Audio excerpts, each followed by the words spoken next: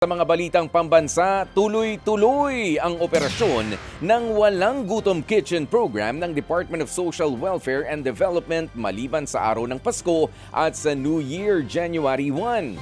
Layunin ng programa na tugunan ang problema sa pagkain ng mga mahihirap habang nilulutas ang issue rin ng food wastage. Sa pamamagitan ng Walang Gutom Kitchen, kinukuha nila ang mga sobrang supply ng pagkain ng mga hotel, restaurant at iba pa para lutuin at ipakain sa mga mahihirap na pamilya.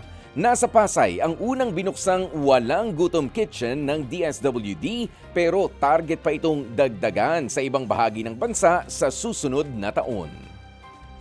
Samantala, isinailalim naman po sa Code White Alert ng Department of Health o DOH ang mga ospital at pagamutan sa buong bansa bilang paghahanda nga po sa holiday season.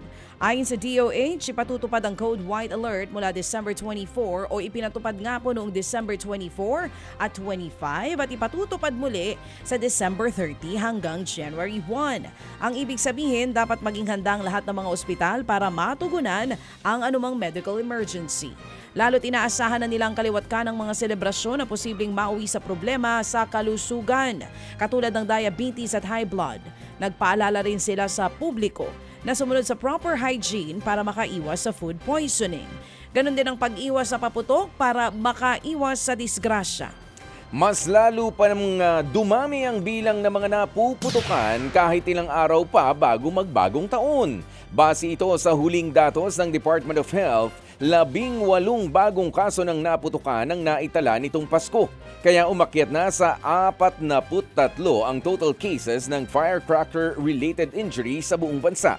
Ayon sa DOH, pangunahing sanhi ng mga injury ay ang mga illegal na paputok gaya ng piccolo, boga at 5-star. Kaya tuloy ang panawagan nila sa publiko na umiwas na sa mga ganitong uri ng paputok para iwas disgrasya. Yan nga po ay inihayag ni DOH ASEC Albert Domingo sa ating programa kahapon at napag-usapan din natin yung tungkol po dun sa no booklet ng mga senior citizens pag bibili po sila ng mga gamot at magpapadiscount sa mga groceries at supermarkets. Hindi na po kailangan ng booklet. Nagsimula po yan noong December 23 at po pwede nyo pong isumbong itong mga hindi susunod dyan po sa AO na inilabas ng Department of Health. Samantala mga kapatid, sa iba pang mga balita, tutol din ng ilang eksperto sa desisyon ng Bangko Sentral ng Pilipinas o BSP na alisin ang mga bayani at dating Pangulo sa bagong disenyo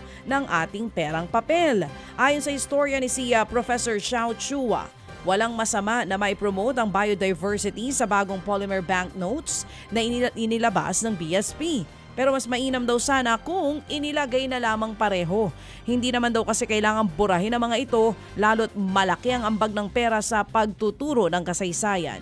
Naniniwala naman si Chua na may halong politika ang desisyon na baguhin ang disenyo ng banknote.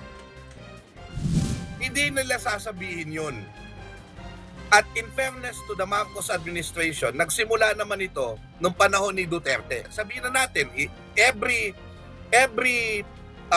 decision to put people in the money is a political decision.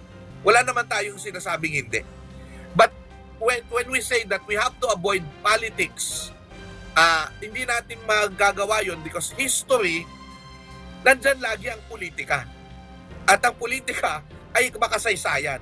Yan nga po ang tinig ng historian na si Professor Xiao Chua.